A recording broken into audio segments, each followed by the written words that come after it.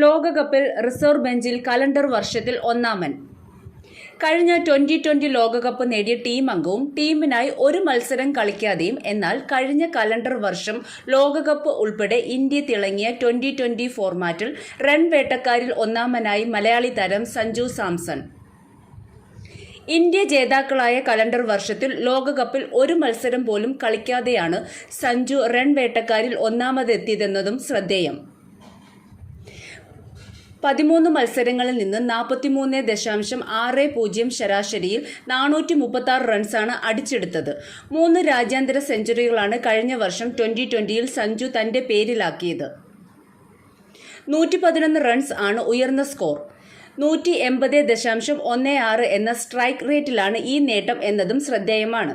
2024 ഒരു അർദ്ധ സെഞ്ചുറിയും 35 ഫോറും 31 സിക്സുകളും സഞ്ജു നേടി. ഒരു കലണ്ടർ വർഷം ഇന്ത്യൻ താരങ്ങളിൽ കൂടുതൽ ഡക്കുകൾ എന്ന നാണക്കേടും 2024 സഞ്ജുവിന്റെ പേരിലുണ്ട്.